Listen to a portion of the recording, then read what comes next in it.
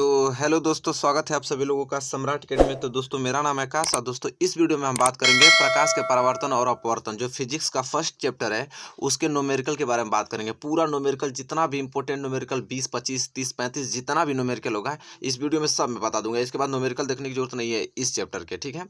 मैंने एक छोटा सा टारगेट रखा है 200 लाइक का, ठीक है। आराम आराम से समझाऊंगा मैं, सारे न्यूमेरिकल आपको दिमाग में बैठ जाएगा, क्योंकि यह जो चैप्टर है इससे इस चैप्टर से कम 15 नंबर के क्वेश्चन पूछे जाते हैं। क्वेश्चन आंसर मिलाकर और न्यूमेरिकल मिलाकर सिर्फ 15 नंबर के क्वेश्चन पूछे जाते हैं, ठीक है।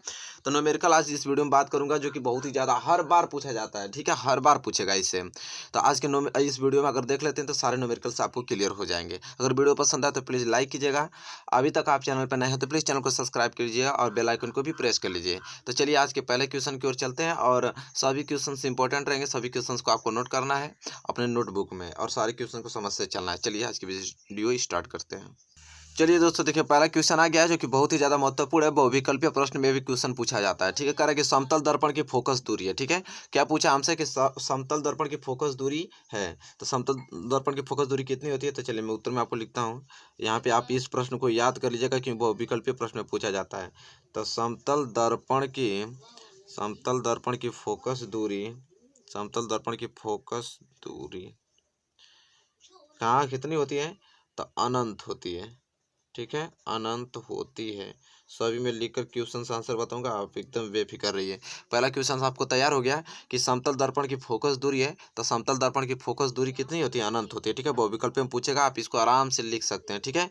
और सारे क्वेश्चन आपको याद होने चाहिए। चलिए क्वेश्चन नंबर पहला अगर क्लियर हो गया तो क्वेश्चन नंबर दूसरे की ओर बढ़े। चलिए दोस्तों, क्वेश्चन नंबर दूसरा आपकी स्क्रीन पे आ गया है, जो कि बहुत ही ज़्यादा महत्वपूर्ण प्रश्न है। ये भी आपके बहुविकल्पीय में प्रश्न पूछा जाता है, ठीक है।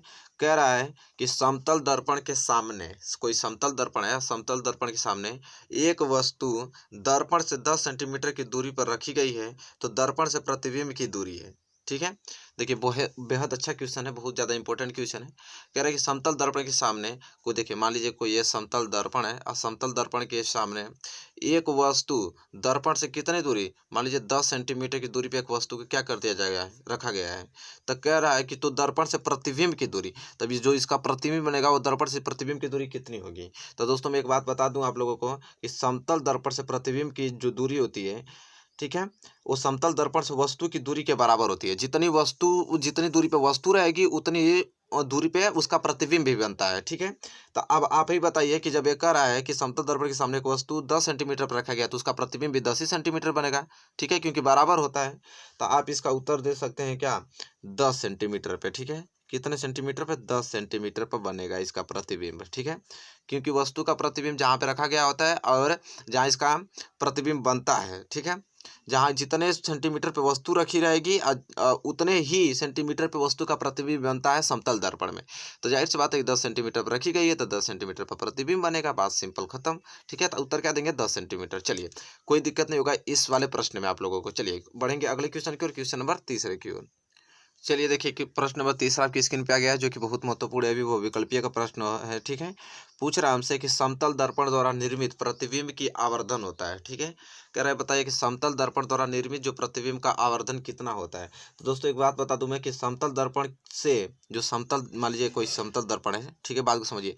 समतल दर्पण से प्रतिबिंब की दूरी जो हमारा व्यू होता है, और समतल दर्पण से वस्तु की दूरी जो जो यू होता है, वो दोनों बराबर होता है। जब ये प्रतिबिंब की दूरी और वस्तु की दूरी दोनों बराबर होने लगे तो उस समय जो हमारा यह आवर्धन क्षमता होता है वो क्या होता है, एक हो जाता है, ठीक है। वो क्या होता है, एक होता है। तो जब भी आपसे कोई ये पूछे कि समतल दर्पण द्वारा निर्मित प्रतिबिंब का आवर्धन होता है, तो आप क्या उत्तर देंगे, एक, ठीक है। आवर्धन कितना होता है, एक होता है समतल दर्पण द्वारा निर्मित प्रतिबिंब का आवर्धन। चलिए उम्मीद करता हूँ क्वेश्चन नंबर तीसरा आपको क्लियर हो चुका होगा। वेरी सिंपल क्वेश्चन है, बस बहुविकल्पीय में आपको ऑप्शन देगा। चलिए इसका आंसर क्या आएगा, एक आएगा। चलिए इसी के साथ हम बढ़ेंगे अगले क्वेश्चन की ओर, क्वेश्चन नंबर चौथे की ओर। चलिए देखिए क्वेश्चन नंबर चौथा आ गया, जो कि बहुत ही ज़्यादा महत्वपूर्ण प्रश्न है, हर बार प्रश्न में पूछा जाता है। कह रहा है कि दर्पण की फोकस दूरी एफ तथा वक्रता त्रिज्या आर के बीच संबंध है, ठीक है।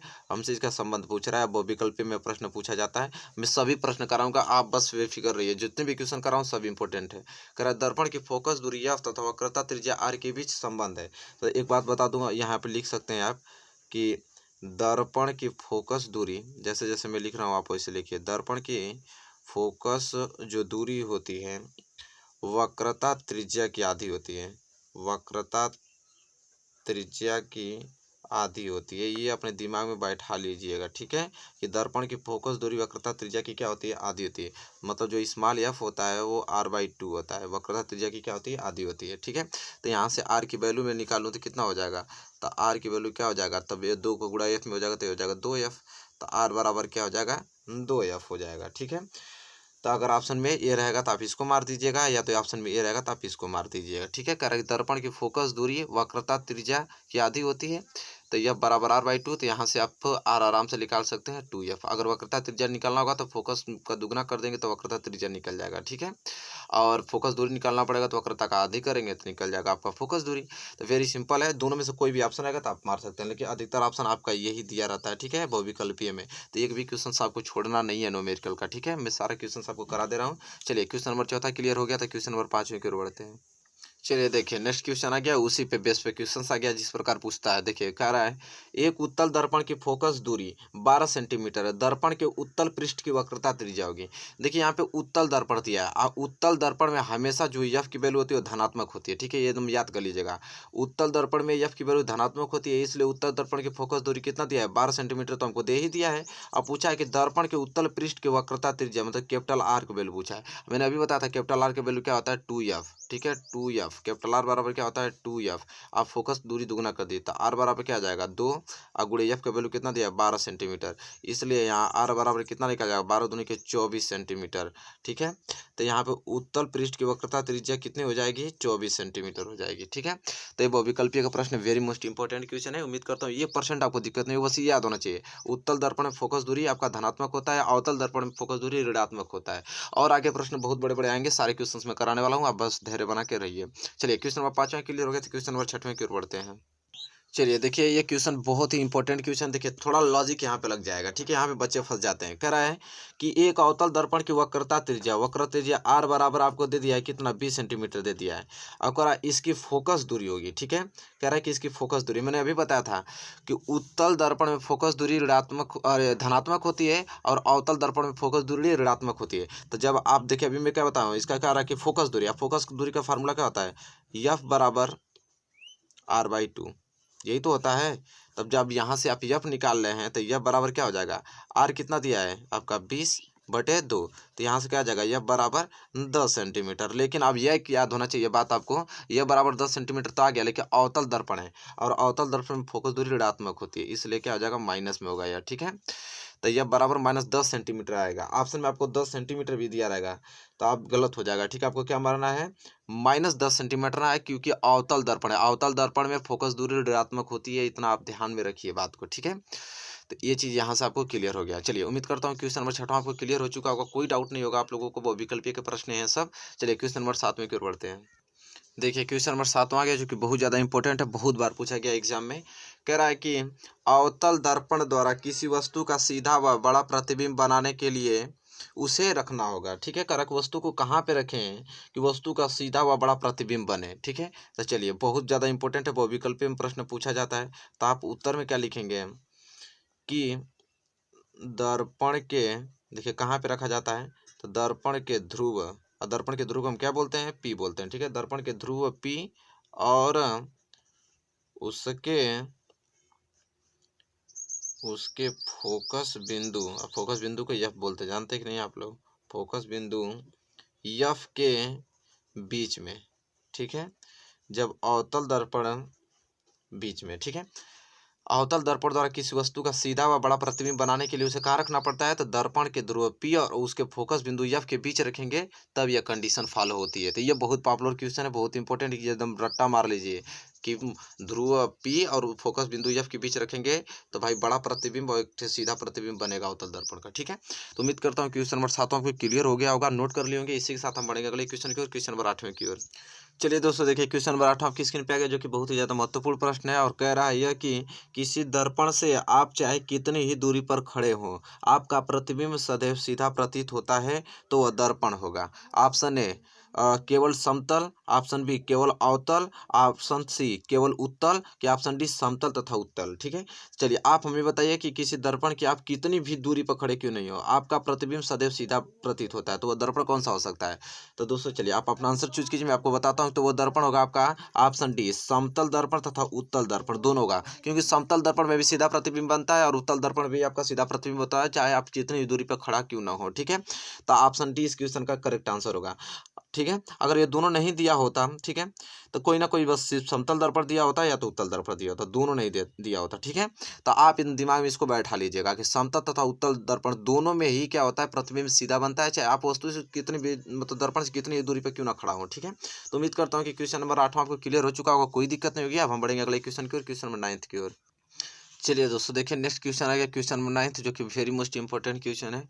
कह रहा है कि टार्चों, सर्च लाइटों तथा वाहनों की हेडलाइटों में बल्ब कहाँ लगा होता है। ठीक है, कह रहा है कि बताइए कि जो टार्चों होते हैं और सर्च लाइटें होती हैं तथा वाहनों होती हैं, उसमें हेडलाइट जो बल्ब होता है, हेडलाइटों में जो बल्ब होता है वो कहाँ लगा होता है। तो चलिए मैं इसका आंसर बता दूँ कहाँ लगा रहता है। तो वो लगा होता है आपका परावर्तक के फोकस, जो परावर्तक के फोकस होंगे, जहाँ से परावर्तक फोकस होता है, फोकस के अत्यधिक निकट लगे होते हैं, अत्यधिक निकट। ठीक है, अत्यधिक निकट लगे होते हैं। ठीक है, तो ये उत्तर आपको याद होना चाहिए कि टार्चों, सर्च लाइटों तथा वाहनों की हेडलाइटों में बल्ब कहाँ लगा होता है, तब परावर्तक के फोकस के कहाँ पे अत्यधिक निकट लगे होते हैं। ठीक है, तो इस क्वेश्चन का यही सही आंसर होगा, बहुविकल्पीय का प्रश्न है यह सब। अभी मैं अति लघु उत्तरीय दीर्घ उत्तरीय सभी कराऊंगा, आप बस धैर्य बनाए, क्योंकि इस वीडियो में सारा मैं समाप्त कर दूंगा, इसके बाद कोई वीडियो देखने की जरूरत आपको पड़ेगी ही नहीं। चलिए क्वेश्चन नंबर 9 क्लियर हो गया, तो क्वेश्चन नंबर 10 और बढ़ते हैं, उसे समझने की कोशिश करते हैं।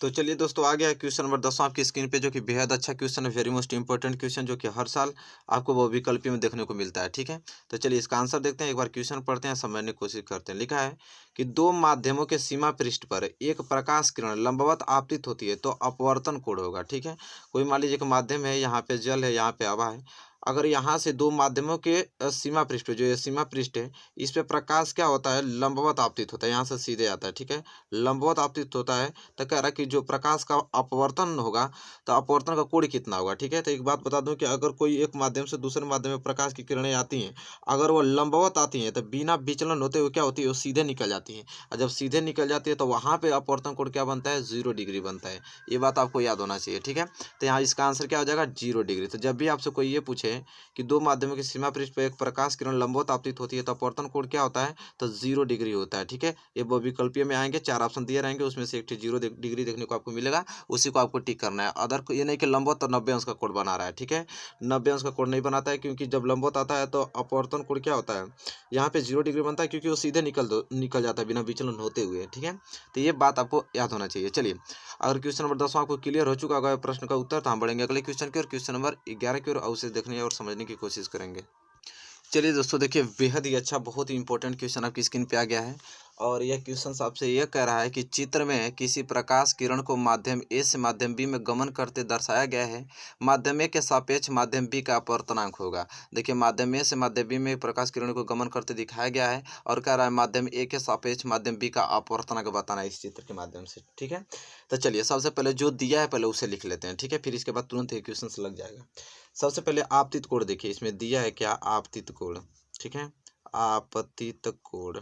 ठीक है, आपतित कोण जैसा कि जानते हैं आप लोग के आपतित कोण क्या कहते हैं, तो आपतित कोण को हम लोग स्मॉल आई कहते हैं, जो यहाँ से प्रकाश किरणें जा रहे हैं, जो ठीक है, प्रकाश किरणें जिधर जाती हैं वो आपतित किरण। ठीक है, आपतित किरण यहाँ से जा रही है, कितना अंश का बना रहा है, 60 अंश का।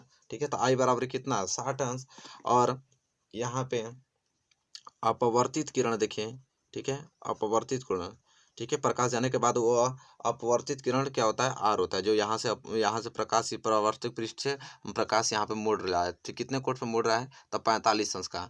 तो इसलिए अपवर्तित कोण आर बराबर क्या हो जाएगा, 45 अंश हो जाएगा। ठीक है, तो यहाँ पे आप देख रहे हैं कि आपतित कोण आई बराबर 60 अंश, और अपवर्तित कोण जो हो रहा है आर बराबर 45 अंश हो जा रहा है। ठीक है, और हमसे क्या पूछा है यहाँ पे कि माध्यम ए के सापेक्ष माध्यम बी का अपवर्तनांक, माध्यम ए के सापेक्ष माध्यम बी का अपवर्तनांक, तो क्या होगा कि माध्यम ए के सापेक्ष माध्यम बी का अपवर्तनांक कितना हो जाएगा, तो ये होता है sine i upon sine r होता है, जैसा कि आप लोग जानते भी हैं। ठीक है, sine i upon sine r, तो साइन आई का वैल्यू कितना दिया है, तो तो 60 अंश, तो ये हो जाएगा क्या, साइन 60 अंश, और बटे में साइन आर दिया 45 अंश, तो इसलिए साइन, और आर का वैल्यू 45 था, साइन 45 अंश। और साइन 60 अंश का मान जानते हैं आप लोग, करड़ी में कितना होता है, 3/2। अब बटे में साइन 45 अंश का मान होता है 1/करड़ी में 2 होता है, ठीक है। अब इसे हल करेंगे तो क्या हो जाएगा, करड़ी में 3/2, और ये भाग में गुणा में हो जाए तो करड़ी में 2 ऊपर चल जाएगा और 1 नीचे आ जाएगा, ठीक है। अब देखिए तो ऊपर क्या बच जाएगा आपका, करड़ी में 3 गुणे करड़ी में 2, और नीचे बचेगा सिर्फ 2। तो अब ये बताइए कि करड़ी में 3/करड़ी में 2 ऊपर रहने दीजिए। इस 2 को हम क्या लिख सकते हैं, तो 2 को हम लिख सकते हैं करड़ी में 2 गुणे करड़ी में 2, क्योंकि करड़ी में 2 को गुणा करड़ी में 2 को करते हैं तो 2 ही आता है। और यहाँ से करड़ी में 2 को करड़ी में 2 को हटा देंगे तो बच जाएगा आपका क्या, करड़ी में 3/2, और करड़ी में 3/करड़ी में 2 बचेगा, ठीक है। तो करड़ी में 3/करड़ी में 2, इसका क्या आ जाएगा, आंसर आ जाएगा, जो कि इसका करेक्ट आंसर है, ठीक है। ऑप्शन में दिया रहेगा, आप इसको सही कर लीजिएगा। तो बहुत ही अच्छा क्वेश्चन था। अब उम्मीद करता हूँ क्वेश्चन आपको समझ में आ गया होगा। कुछ नहीं करना है आपको, ठीक है, सिंपल सा है। आप आपतित कोण और अपवर्तित कोण निकाल के और उसका अनुपात निकाल दें, sine i upon sine r, ये सापेक्ष बी का अपवर्तनांक पूछा था, तो सिंपल से आंसर आप इसको बता सकते हैं। चलिए दोस्तों, उम्मीद करता हूँ कि क्वेश्चन नंबर 11 आपको क्लियर हो चुका होगा। क्वेश्चन नंबर 12 की ओर पढ़ते हैं। चलिए दोस्तों, देखिए क्वेश्चन नंबर 14 आपकी स्क्रीन पे आ गया, जो कि बहुत ही महत्वपूर्ण प्रश्न है। और ये प्रश्न आपसे ये कह रहा है कि वायु में प्रकाश की चाल 3 × 10⁸ मीटर प्रति सेकेंड है, जबकि एक पदार्थ में इसकी चाल 15 × 10⁸ मीटर प्रति सेकेंड हो जाती है, तो पदार्थ का अपवर्तनांक है, ठीक है। तो पदार्थ का अपवर्तनांक पूछा, बहुत ही सिंपल क्वेश्चन है, आराम से इसको कर लेंगे, कोई दिक्कत नहीं है, ठीक है। देखिए सबसे पहले क्या दिया है कि वायु में प्रकाश की चाल, 3 × 10⁸ मीटर प्रति सेकेंड, और कह रहा है कि एक पदार्थ में इसी की चाल, वायु की चाल कितनी हो जाती है, 15 × 10⁸ मीटर प्रति सेकेंड हो जाती है, ठीक है। तो चलिए, तो सबसे पहले हम लोग निकालना पड़ेगा कि वायु के सापेक्ष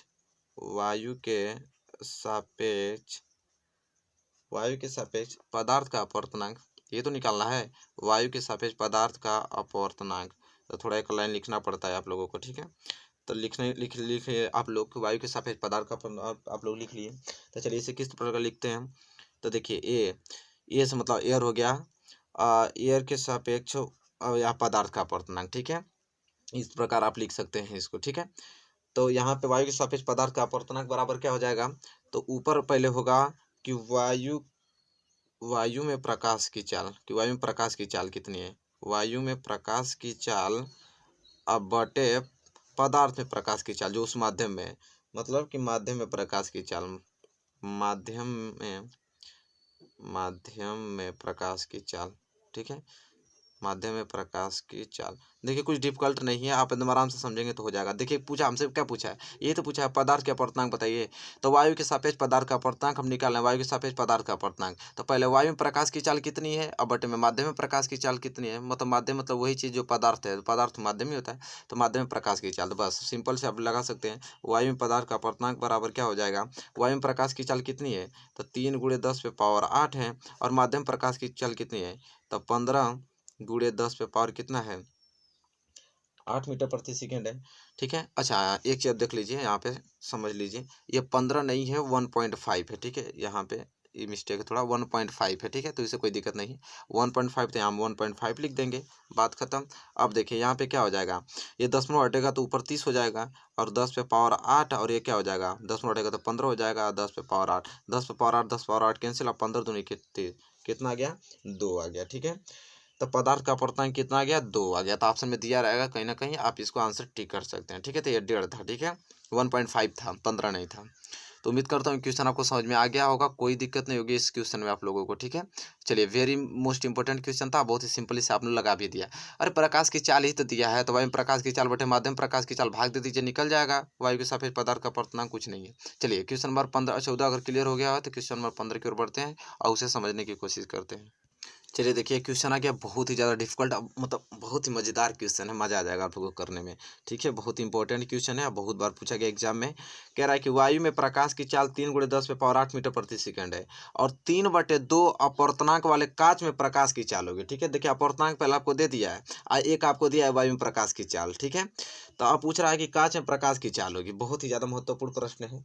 तो सबसे पहले आप लिखेंगे यहाँ पे कि वायु के सापेक्ष, ठीक है, वायु के सापेक्ष कांच का अपवर्तनांक, ठीक है, वायु के सापेक्ष कांच का अपवर्तनांक। देखिए मजा आ जाएगा क्वेश्चन करने में, ठीक है। वायु के सापेक्ष कांच का अपवर्तनांक, ठीक है, वायु के सापेक्ष कांच का अपवर्तनांक मतलब एयर के सापेक्ष ग्लास कांच मतलब कांच, ठीक है, एयर के सापेक्ष ग्लास का अपवर्तनांक तो क्या होता है, तो ऊपर लिखेंगे हम कि वायु में प्रकाश की चाल, ये तो फॉर्मूला होता है, वायु में प्रकाश की चाल, वायु में प्रकाश की चाल और बटे में कांच में प्रकाश की चाल, यही तो होता है, बटे में कांच में प्रकाश की चाल। अब देखिए बहुत ही अच्छा क्वेश्चन है, कांच में प्रकाश की चाल। अब सिंपली आपको करना है कि देखिए यहाँ पे वायु के सापेक्ष कांच का अपवर्तनांक आगे ही दे दिया है 3/2, तो अपवर्तनांक आपको 3/2 आगे दे दिया तो मैं लिख दिया। और वायु में प्रकाश की चाल आपको वहाँ पे दिया है कि 3 × 10⁸ मीटर प्रति सेकेंड, और हमसे पूछा था कांच में प्रकाश की चाल, मतलब ये हमसे पूछा है, तो इसको हम ऐसे ही नोट कर देंगे, कांच में प्रकाश की चाल हमसे पूछा है, कांच में प्रकाश की चाल हमसे पूछा है, ठीक है। तब यहाँ से निकल सकता है कि नहीं, आराम से निकल सकता है, तो यहाँ से हम आराम से निकाल सकते हैं यहाँ पे कि कांच में प्रकाश की चाल बराबर, कांच में प्रकाश की चाल बराबर क्या हो जाएगा। अब ये इसको यहाँ पे भेज रहे हैं तो यह देखिए ये तो ऐसे ही रहेगा, 3 × 10⁸ ऐसे ही रहेगा। अब बात को समझिए, यह 3 यहाँ नीचे आ जाएगा तो 3 नीचे आ गया, यह 2 ऊपर चल जाएगा तो 2 ऊपर गुणा हो जाएगा, तो 3 से 3 कैंसिल हो गया, तो कितना आ गया, 2 × 10⁸ आ गया, ठीक है, 2 × 10⁸ मीटर प्रति सेकेंड आ गया, ठीक है।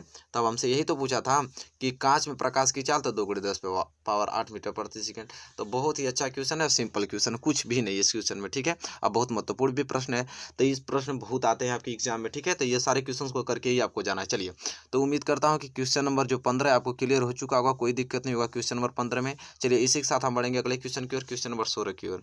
चलिए देखिए क्वेश्चन नंबर 16 आपके स्क्रीन पे आ गया, जो कि बहुत ही ज़्यादा महत्वपूर्ण प्रश्न है, और यह प्रश्न आप बहुत बार पूछा गया, सिंपल है लेकिन बहुत बार पूछा गया है। देखिए ये प्रश्न आपसे ये कह रहा है कि वायु के सापेक्ष कांच का अपवर्तनांक 3/2 दे दिया है, तो कह रहा है कांच के सापेक्ष वायु का अपवर्तनांक, जस्ट उल्टा, ठीक है। एक बार वायु के सापेक्ष कांच का अपवर्तनांक दे दिया है, हमसे पूछा है एक बार कांच के सापेक्ष वायु का अपवर्तनांक, ठीक है। तो देखिए किस प्रकार लिखेंगे, यहाँ पे देखिए आपको दिया है क्या, कह रहा है कि वायु के सापेक्ष कांच का अपवर्तनांक, तो वायु के सापेक्ष कांच का अपवर्तनांक देने के बाद हमसे पूछा है कांच के सापेक्ष वायु का अपवर्तनांक, तो उल्टा हो जाएगा, तो ये हो जाएगा 1/, कांच के सापेक्ष वायु का अपवर्तनांक, यही तो होगा। हम देखिए वायु के सापेक्ष कांच का अपवर्तनांक, हमसे पूछा है कांच के सापेक्ष वायु का अपवर्तनांक, तो जस्ट उल्टा हो जाएगा इसका। तब सिंपली आप इस फॉर्मूले से निकाल सकते हैं। तो वायु के सापेक्ष कांच का अपवर्तनांक 3/2 दे ही दिया है, और हमसे पूछा है 1/, हमसे क्या पूछा है, यही तो पूछा है कांच के सापेक्ष वायु का अपवर्तनांक, तो इसको यहाँ पे ले जाएंगे तो ये हो जाएगा का कांच के सापेक्ष वायु का अपवर्तनांक, और 2 कहाँ चल जाए, 2 का गुणा 1 में होगा तो 2 यहाँ पे चल जाएगा, और 3 इसके नीचे आ जाएगा, मतलब 2/3, जस्ट उसका उल्टा हो जाएगा, ठीक है।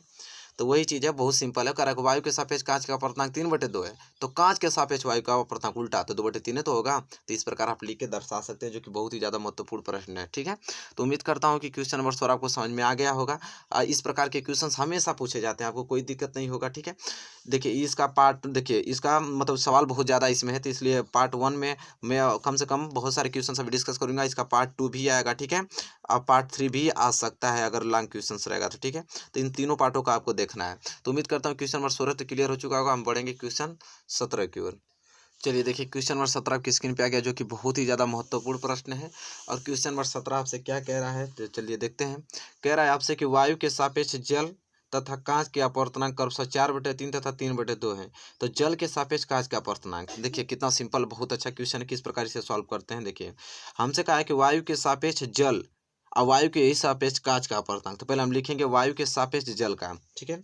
तो वायु के सापेक्ष जल का अपवर्तनांक क्या होगा, तो देखिए ए मतलब है एयर, एन मतलब अपवर्तनांक, जी मतलब ग्लास, ठीक है। बात को समझिएगा न, पहले जल दिया ना तो वाटर लिखेंगे इस तरह कि एयर के सापेक्ष वाटर का अपवर्तनांक, तो वायु के सापेक्ष जल का अपवर्तनांक कितना दे दिया, पहले 4/3, फिर तुरंत दिया है कि एयर के सापेक्ष किसका, कांच का मतलब ग्लास का अपवर्तनांक कितना दिया है, 3/2 दिया है। तो देखिए वायु के सापेक्ष पानी का अपवर्तनांक 4/3, वायु के सापेक्ष ग्लास का अपवर्तनांक 3/2 दिया है। अब हमसे पूछा है क्या कि जल के सापेक्ष, हमसे पूछा है कि वाटर के सापेक्ष कांच का अपवर्तनांक, ग्लास का अपवर्तनांक बराबर क्वेश्चन मार्क हमसे पूछा है, ठीक है। तो देखिए कितना सिंपल है, तो हम लोग लिखेंगे कि वाटर के सापेक्ष ग्लास का अपवर्तनांक बराबर क्या होगा। तो पहले हम लोग लिखेंगे क्या कि वायु के सापेक्ष ग्लास का अपवर्तनांक, तो वायु के सापेक्ष ग्लास का अपवर्तनांक अब बटे में वायु के सापेक्ष वाटर का अपवर्तनांक लिखेंगे, ठीक है। अब देखिए निकल जाएगा आपका पानी के सापेक्ष ग्लास का अपवर्तनांक, तो कितना हो जाएगा, तो वायु के सापेक्ष ग्लास का अपवर्तनांक कितना दिया है, 3/2, ठीक है। और बटे में पानी के और वायु के सापेक्ष पानी का अपवर्तनांक कितना दिया है, 4/3 दिया है। ठीक है, तो यहाँ से आप आराम से निकाल सकते हैं कि वाटर के सापेक्ष गिलास का अपवर्तनांक हो जाएगा 3/2, गुणा में हो जाएगा तो 3 ऊपर चल जाएगा, 4 नीचे आ जाएगा, तो ये हो जाएगा 3 तिली के 9 और 4 दूनी के 8। ठीक है, तो कभी कभी आंसर आपका ये भी रहता है और कभी कभी आंसर आपका बस इतना दे देगा कि 3/2 भागे 4/3, मतलब इसी चीज़ को ऐसे लिख देगा। तो कभी कभी आंसर ये भी मिल जाता है, कभी कभी आंसर ये भी, तो कोई भी मिले आपको आंसर कर देंगे आपको अगर कंसेप्ट क्लियर है तो। ठीक है, तो कोई दिक्कत नहीं है आपको इन क्वेश्चन में, वेरी सिंपल क्वेश्चन है। क्वेश्चन नंबर 17 आप आराम से लगा सकते हैं, कोई दिक्कत नहीं होगा क्वेश्चन नंबर 17 में आपको। और क्वेश्चन नंबर 17 आपको क्लियर हो चुका है, तो चलिए बढ़ेंगे हम अगले क्वेश्चन की ओर, क्वेश्चन नंबर 18 की ओर। चलिए देखिए, क्वेश्चन नंबर 18 आपकी स्क्रीन पे आ गया है। एनसीईआरटी के क्वेश्चन है, बहुत बार पूछा गया आपके एग्जाम में कि निम्न में से कौन सा पदार्थ लेंस बनाने के लिए प्रयुक्त नहीं किया जा सकता है। तो ये बताइए कि निम्न में से इसमें से कौन सा, जल, कांच, प्लास्टिक, मिट्टी, इसमें से कौन सा ऐसा है कि जो लेंस बनाने के लिए प्रयुक्त नहीं किया जा सकता है।